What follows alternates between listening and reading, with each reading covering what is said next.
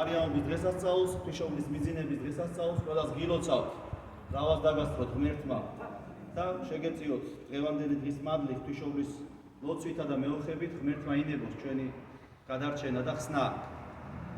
და ყველას გილოცავთ, იმიტომ რომ დღევანდელი დღე არის ერთ-ერთი უდიდესი დღესასწაულთაგანი საეკლესიო წიაღში, გამომდინარე იქიდან, რომ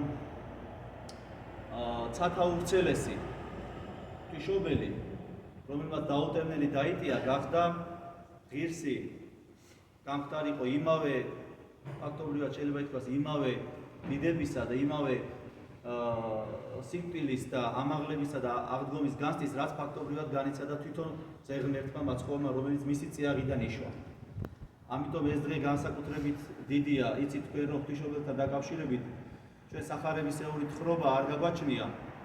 ერთადერთი საიდანაც ღვთისმშობელთან დაკავშირებით ვიგებთ, ეს არის აპოკრიფული თხრობანი და წმინდა გარდამოცემანი, რომლებიც მოგვითხრობენ ღვთისმშობელთან დაკავშირებით, მის ხრმობასთან დაკავშირებით, მის ტაძარში მიყვანებაზე, შობაზე და მიძინებაზეც მათ შორის. იმიტომ რომ სახარება ამასთან დაკავშირებით დუმს.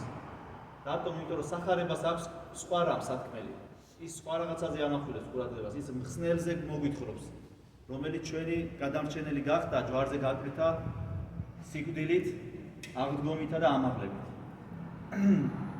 მე არ შეგაწყენთ თავს ამ დეტალებზე საუბრით, მაგრამ ერთს გეტყვით, რომ ღვთისმშობლის მიძინება მას ეხარა ისევე როგორც თავის დროზე გაბრიელისგან ეხარა ხარებით, ეხარა მაცხოვრის ესე ვთქვათ განკაცება, მუცლადღება. ასევე გაბრიელისგან ეხარა მას მისი მიძინების შესახებ. იხაროდნენ იმავე სიტყვებით. საოცარია, ერთის მხრივ უნდა უხაროდეს, როცა შობს ღმერთს, ხსნელს და ნამდვილად დიდი სიხარულის მიზეზია ეს, მაგრამ მეორეს მხრივ მიძინება მოახლოვდა, მიცვალება მოახლოვდა მისი და იგივე სიტყვებით მიმართავს გაბრიელ თავარანგელოზი, რომ გიხაროდნენ. რა უნდა უხაროდეს დედა ღვთისმშობელს? უნდა უხაროდეს ის, რომ ის უერთდება თავის ძეს მარადიულ სასუფეველში, რომელსაც მთელი ცხოვრება ელოდა და ამაზე დიდი სიხარული შეიძლება ითქვას, რომ მას არც მისი მეშვეობით განკაცებული ღმერთის შობის დროს გამოცდია ალბათ. თუმცა ალბათ ყველაზე მეტად მან განიცადა იმ დროს სიხარულიც და ყველაზე მეტად მან განიცადა იმ ჯვარზე გაკრის დროს ხარებაც კაცთა შორის. შეუძლებელია ვინმე მსგავსად განიცადოს როგორც დედა ღვთისმშობელი. და მაცხოვრის ჯვარცმიდან, როგორც წმინდა გარდამოცემა გვაუწყეს, მაცხოვრის ჯვარცმიდან მე-15 წელს მოხდა მისი მიცვალება. გამოცხადება მთავარანგელოზ გაბრიელისა და უწყება, რომ ის უნდა მიძინებულიყო. და გამოცხადებიდან მესამე დღეს ხდება მიძინება. საინტერესო ფაქტი ის არის, რომ ზუსტად იგივე სცენა მეორდება, რაც მაცხოვრის მიცვალებისა და აღდგომის ჟამს, მაცხოვრის სიკვდილისა და აღდგომის ჟამს.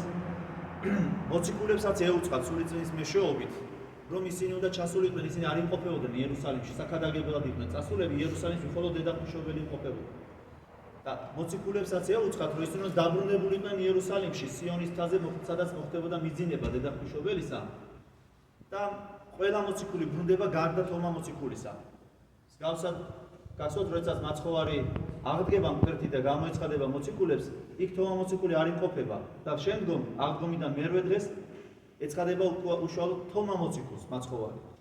აქაც შეიძლება ითქვას დაგვიანებით მოდის თომა მოციქული, ინდოეთში იმყოფებოდა საქადაგებლად, დაგვიანებით მოდის და მას უკვე ღვთისმშობელი ხდება საფლავად დადებული.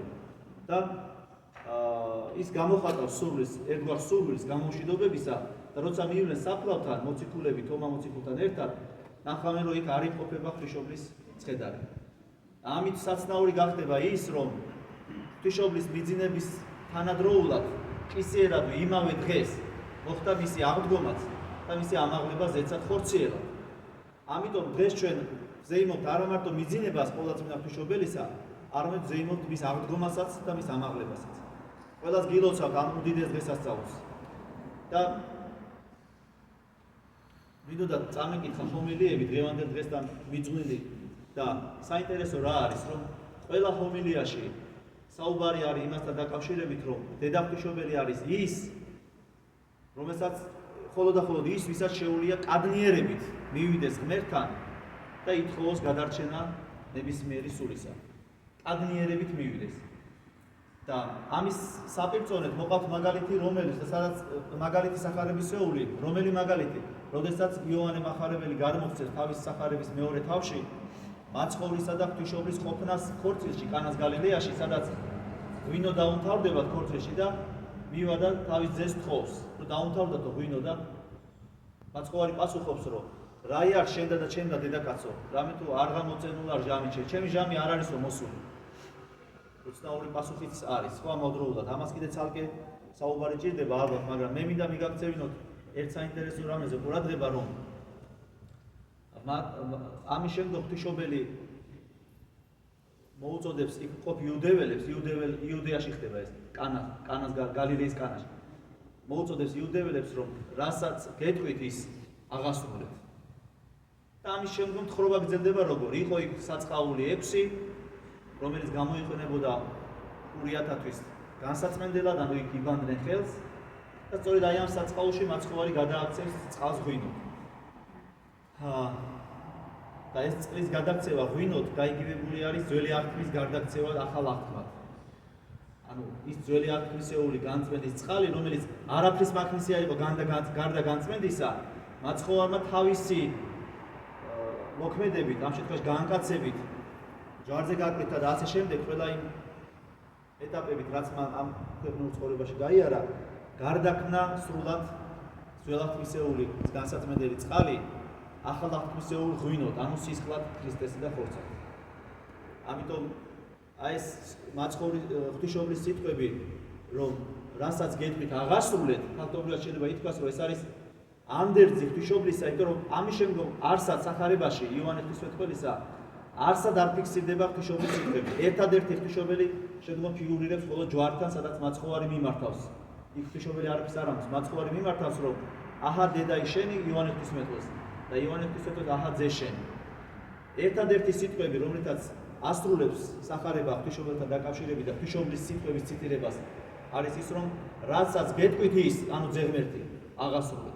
და ეს ანდერძად არის მიჩნეული, რატომ? იმიტომ რომ ეს და ანდერძი დაუტოვა ღვთისმშობელმა, როგორც იუდეველებს, არამედ მთლიანად ამავდროულად კაცობრიობასაც და მათ შორის ჩვენს.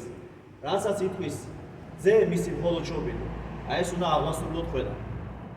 ამიტომ ღმერთმა შეგაძლებინოს, რომ ყოფილიყავით აღსრულებელი ძე ღმერთის ესე ვთქვათ, ცნებებისა და ყველა იმ საქმისა, რაც ღმერთისათვის იქნება სათნო.